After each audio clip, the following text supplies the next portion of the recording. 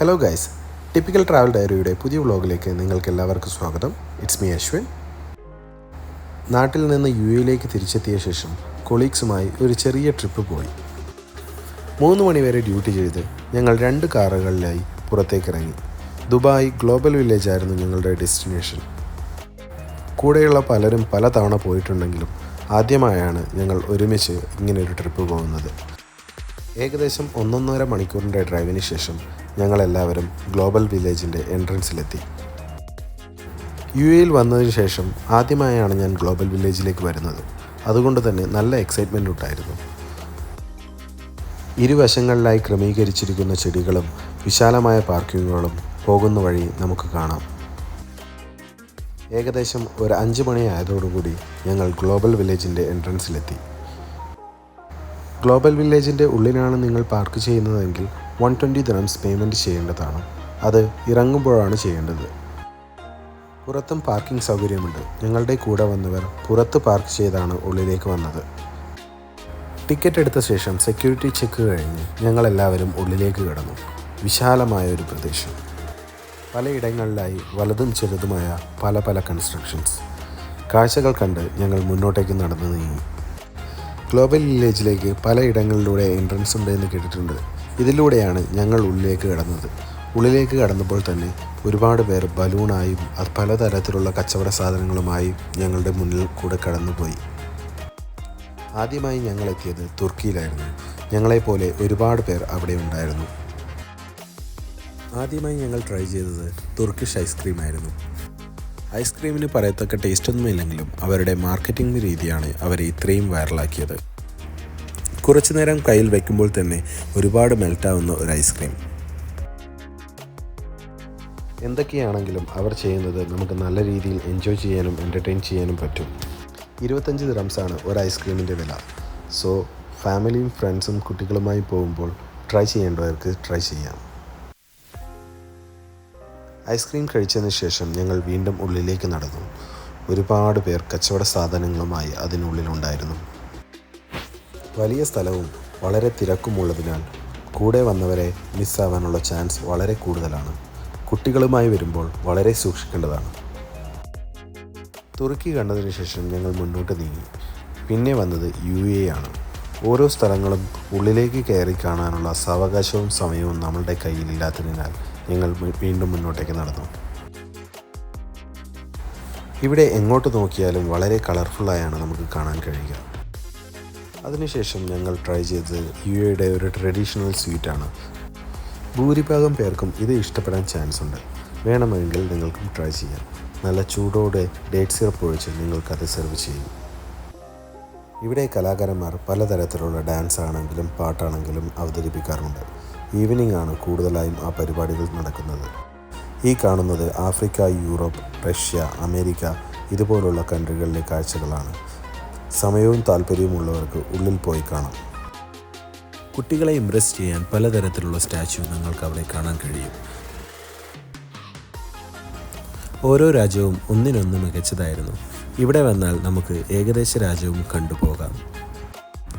ഓരോ രാജ്യത്തെയും building construction അതേപടി ഇവിടെ പകർത്തി വെച്ചിട്ടുണ്ട്.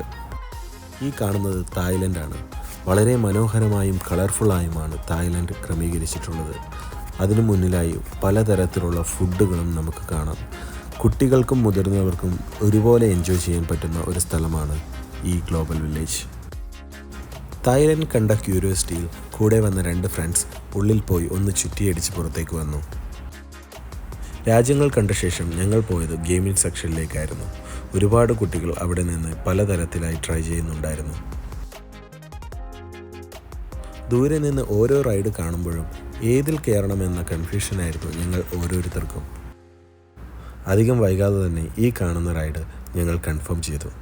ഉള്ളിൽ നല്ല പേടിയുണ്ടെങ്കിലും പുറത്തത് കാണിക്കാതെ ഞങ്ങളെല്ലാവരും എൻജോയ് ചെയ്ത് അതിലേക്ക് കയറി.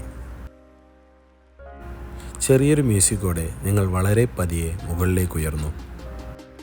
മുകളിലേക്ക് ഉയരുമ്പോൾ ഗ്ലോബൽ വില്ലേജിൻ്റെ ഓവറോൾ വ്യൂ ചെറുതായി നമുക്ക് കാണാൻ കഴിയും. എന്നാൽ മുകളിൽ നിന്ന് താഴേക്ക് വരുന്നത് വളരെ ഭീതികരമായിരുന്നു. ഒരു നിമിഷം ഹാർട്ട് സ്തംഭിക്കുന്ന ഒരു ഫീൽ. എന്നിരുന്നാലും എല്ലാവർക്കും എൻജോയ് ചെയ്യാൻ പറ്റുന്ന ഒരു നല്ല റൈഡ് തന്നെയായിരുന്നു ഇത്. അതിനുശേഷം ഞങ്ങൾ പോയത് ഒരു കാർ റൈഡിംഗ് ഏരിയയിലേക്കായിരുന്നു. കുട്ടികൾക്കും മുതിർന്നവർക്കും ഒരുപോലെ ഉപയോഗിക്കാൻ പറ്റുന്ന കാറുകളായിരുന്നു അത്. പരസ്പരം കൂട്ടിയിടിക്കുന്നതാണ് ഇതിലെ എൻ്റർടൈൻമെൻറ്റ് ഫാക്ടർ. കൂടെയുള്ളവർ എങ്ങനെ പരസ്പരം ഇടിക്കാമെന്ന് ചിന്തിക്കുമ്പോൾ ആരെയും ഇടിക്കാതെ എങ്ങനെ പോകാമെന്നായിരുന്നു ഞാൻ ആലോചിച്ചത്. ഒട്ടും പേടിക്കാതെ എല്ലാവർക്കും ഒരുപോലെ എൻജോയ് ചെയ്യാൻ പറ്റുന്ന ഒരു റൈഡ് തന്നെയാണ് ഈ കാർ റൈഡ്. ചിരിച്ചും കളിച്ചും കാർ റൈഡ് കഴിഞ്ഞപ്പോൾ ഒരു ടെഡ്ഡി ബിയർ കരസ്ഥമാക്കാനായിരുന്നു ഞങ്ങളുടെ ശ്രമം. ഞങ്ങൾ 4 പേരും മാറി മാറി എറിഞ്ഞിട്ടും ഒരു പോയിന്റ് പോലും ഇടാൻ ഞങ്ങൾക്ക് കഴിഞ്ഞില്ല. അധികം നിരാശയില്ലാതെ അടുത്തതായി ഏത് റൈഡിൽ കയറാമെന്നായിരുന്നു ഞങ്ങളുടെ ചിന്ത. സ്ലിംഗ് ഷോട്ട് വളരെ ഭയാനകമായിരുന്നു ഈ റൈഡ്. കൂടെയുള്ള ആരും ഇത് ട്രൈ ചെയ്തിട്ടുണ്ടായിരുന്നില്ല. ഭയമാണെങ്കിലും ഞാൻ എല്ലാം ട്രൈ ചെയ്യുമായിരുന്നു. അതുകൊണ്ട് തന്നെ ഞാൻ നല്ല രീതിയിൽ പേടിച്ച ഒരു റൈഡ് തന്നെയായിരുന്നു ഇത്. നല്ലപോലെ ഭയന്ന പല സീനുകളും ഞാൻ കട്ട് ചെയ്ത് മാറ്റി. പിന്നിലായി വലിയ സ്ക്രീനിൽ നമ്മുടെ എക്സ്പ്രഷൻ താഴെയുള്ളവർക്ക് നല്ലപോലെ കാണാൻ കഴിയും.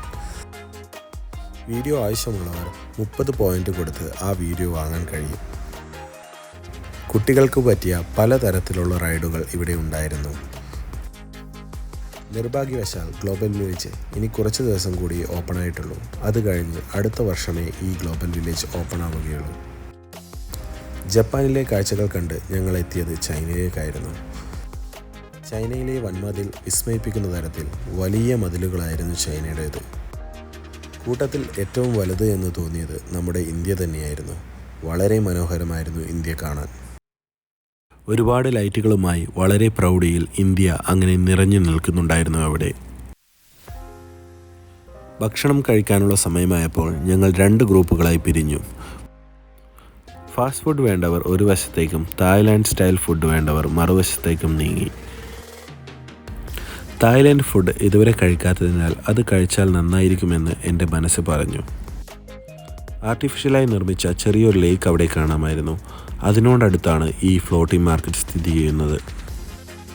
ഫ്ലോട്ടിംഗ് മാർക്കറ്റിൻ്റെ ഉള്ളിലേക്ക് കയറിയതും നല്ല തരത്തിലുള്ള തിരക്കായിരുന്നു അവിടെ. ഒന്നിരിക്കാൻ പോലും അവിടെ സ്ഥലമുണ്ടായിരുന്നില്ല. പലതരത്തിലുള്ള വെറൈറ്റി ഓഫ് ഫുഡ് ഞങ്ങൾക്കവിടെ കാണാൻ കഴിഞ്ഞു. ഞങ്ങൾ ഹബീബി കിച്ചണിൽ നിന്നായിരുന്നു ഫുഡ് ഓർഡർ ചെയ്തത്. ടോം ഫ്രൈഡ് റൈസും ഫ്രൈഡ് ന്യൂഡിൽസും പിന്നെ പ്രോൺസ് ഫ്രൈയുമാണ് ഞങ്ങൾ ഓർഡർ ചെയ്തത്. ഫുഡും എടുത്ത് കഴിക്കാനൊരിടം തേടി ഞങ്ങൾ മുന്നോട്ടേക്ക് നടന്നു. ഗ്ലോബൽ വില്ലേജിൻ്റെ യഥാർത്ഥ സൗന്ദര്യം രാത്രികളിലാണ് നമുക്ക് മനസ്സിലാവുക. വളരെ മനോഹരമായി ലൈറ്റ് തെളിയിച്ച പലതരത്തിലുള്ള കൺസ്ട്രക്ഷനുകൾ, പല നിറങ്ങളിലായി ക്രമീകരിച്ചിരിക്കുന്ന ഫൗണ്ടനും കണ്ട് ഞങ്ങൾ ഇരിക്കാനൊരിടം തേടി മുന്നോട്ടേക്ക് നീങ്ങി. പോകുന്ന വഴിയിൽ ഒരു ഇന്ത്യൻ സോങ് കേട്ട് ഞാൻ തിരിഞ്ഞു നോക്കി. ഒരുപാട് കലാകാരന്മാർ അവിടെ ഡാൻസ് ചെയ്യുന്നുണ്ടായിരുന്നു. പിന്നെ ചെറിയ കുട്ടികൾ വെള്ളം കൊണ്ട് കളിക്കുന്നതും കണ്ടു.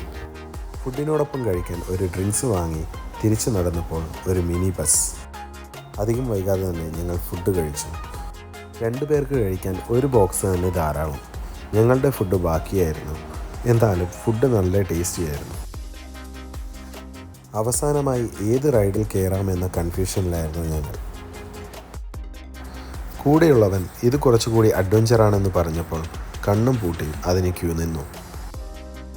ബാക്കിയുള്ളവർ ആകാശത്തൊട്ടിലും മറ്റു ചില റൈഡുകളിലും കയറി സമയം ചെലവഴിച്ചു. എല്ലാം കഴിഞ്ഞ് ഞങ്ങൾ തിരിച്ചിറങ്ങിയപ്പോൾ കൂടെയുള്ളവരുടെ കയ്യിൽ പലതരത്തിലുള്ള പാവകൾ കാണാമായിരുന്നു. അവർ ഇത് കളിച്ച് നേടിയതാണ്. ഒരുപാട് നടന്നതുകൊണ്ട് തന്നെ ഞങ്ങളെല്ലാവരും വളരെ ടയേർഡായിരുന്നു.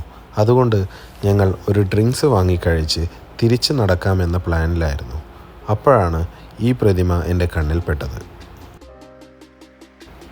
എല്ലാ കാഴ്ചകൾക്കും ആക്ടിവിറ്റീസിനുമൊടുവിൽ ഞങ്ങൾ കാർ പാർക്ക് ചെയ്ത എൻട്രൻസിലേക്ക് തിരിച്ചു നടന്നു. ലൈറ്റുകൾ കൊണ്ട് വിസ്മയം തീർത്ത ആ എൻട്രൻസ് വളരെ ദൂരത്തു നിന്ന് തന്നെ നമുക്ക് കാണാൻ കഴിയുമായിരുന്നു. അടുത്തേക്ക് ചെല്ലും തോറും പലതരത്തിലുള്ള ലൈറ്റുകൾ മാറി മാറി വന്നു. ഗ്ലോബൽ വില്ലേജ് മുഴുവനായും കണ്ടു തീർക്കാൻ പറ്റാത്ത വിഷമത്തിലായിരുന്നു ഞാൻ പുറത്തേക്കിറങ്ങിയത്. ഈ എൻട്രൻസിൽ ഓരോ കളർ വരുമ്പോഴും അതിൻ്റേതായ ഭംഗിയുണ്ട്. അത് എടുത്തു പറയേണ്ടത് തന്നെയാണ്. പരസ്പരം ബായ് പറഞ്ഞ് കയ്യിൽ ഓരോ പാവകളുമേന്തി ഞങ്ങൾ കാറിനടുത്തേക്ക് നടന്നു നീങ്ങി.